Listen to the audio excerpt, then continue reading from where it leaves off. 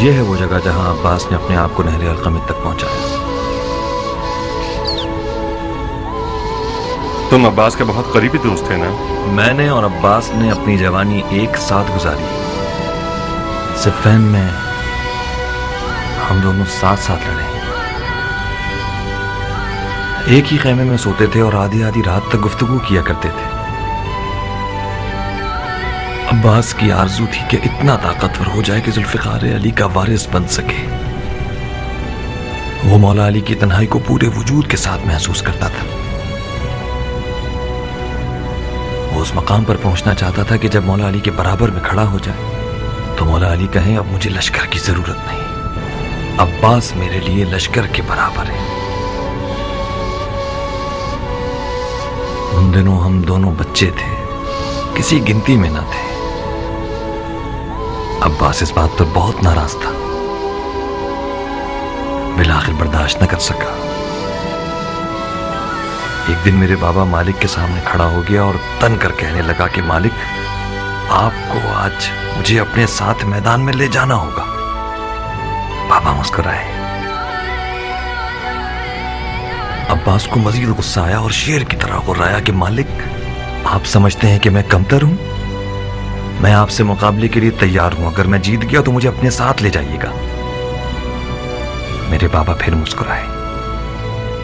عباس چلایا کہ مالک، میں مذاق نہیں کر رہا کہ آپ مسکرائے جا رہے ہیں۔ میرے بابا نے اپنی ہنسی روکی اور جواب دیا، عباس میری جان،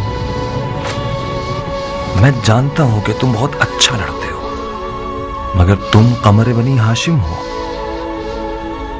تمہیں صفین کی سیاہ راتوں پر چمکنا ہوگا تاکہ وہ چاندنی راتیں بن جائیں۔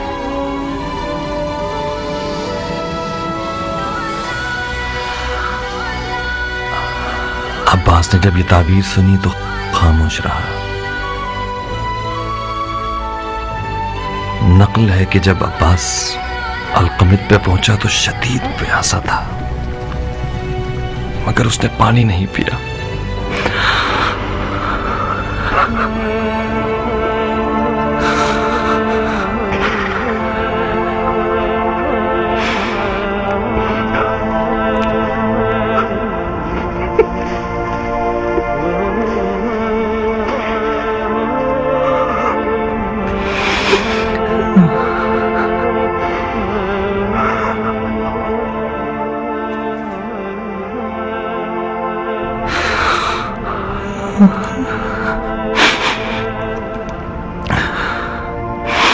ایک رات عباس پسینے میں نہایا ہوا نیند سے گھبرا کے اٹھا، بار بار اپنے ہاتھوں کو اور مجھے دیکھتا تھا۔ میں نے پوچھا کوئی خواب دیکھ لیا؟ اس نے کہا ہاں۔ میں نے پوچھا کیا خواب دیکھا؟ ٹوٹتی ہوئی سانسوں میں مجھے جواب دیا، ابراہیم، میں نے خواب میں دیکھا کہ میرے ہاتھ نہیں ہیں، میرے ہاتھ کھو گئے تھے۔ میں اپنے ہاتھوں کو ڈھونڈ رہا تھا کہ اچانک میں نے گدھ کے جیسا ایک پرندہ دیکھا جس کی چونچ میں میرے ہاتھ تھے۔ وہ میرے ہاتھوں کو کھانا چاہتا تھا۔ میں نے اسے پتھر سے مارنا چاہا، مگر مجھے خیال آیا کہ میرے پاس تو پتھر اٹھانے کے لیے ہاتھ نہیں۔ میں نے چلا کے کہا، او لاش خور، میرے ہاتھوں کو مت کھاؤ، وہ ہاتھ میرے ہیں۔ اچانک گدھ بولنے لگا، عباس، تم ان ہاتھوں کا کیا کرو گے جب تمہارے پاس اتنے پیارے پر ہیں؟ میں بھوکا ہوں، مجبور ہوں، میرے پر ٹوٹے ہوئے ہیں، تمہارے ہاتھ مجھے سیر کر دیں گے۔ تم اپنے ان خوبصورت پروں کے ساتھ پرواز کرو، جاؤ آسمان پہ اڑو۔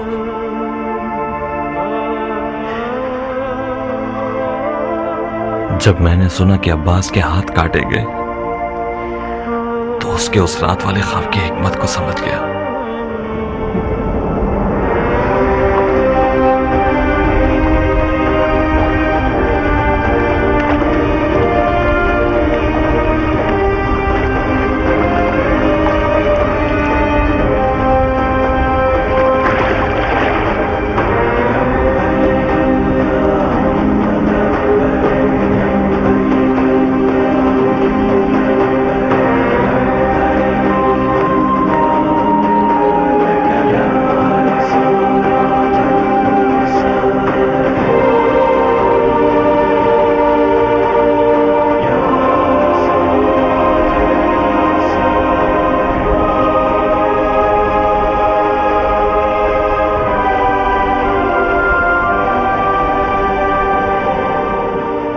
खुदा ने चाहा तो हम मिलकर जीत की चोटी को फतह कर लेंगे। अबू इसहाक, मेरा दिल चाहता है कि मालिक का नाम दोबारा जिंदा करूं। मालिक मरा नहीं है इब्राहिम, मालिक की अशतर नहीं मरेगा। उसका नाम कयामत तक शियों के परचम पर लहराएगा। हमें कुछ ऐसा करना होगा कि हम गुम न हो जाएं। दूसरा कदम कूफा को फतह करना है। हमें कूफे को जुबैरियों के चुंगल से निकालना होगा। बड़ी शिद्दत से मुवाफिक हूं। जुमेरात की शब रबी की 14वीं को जंग के नकारे बजा देंगे। कैसा रहेगा? बहुत अच्छा है, मगर इस मखसूस रात में कोई हिकमत छुपी हुई है क्या? रबी की 14वीं को चांद पूरा होगा इब्राहिम।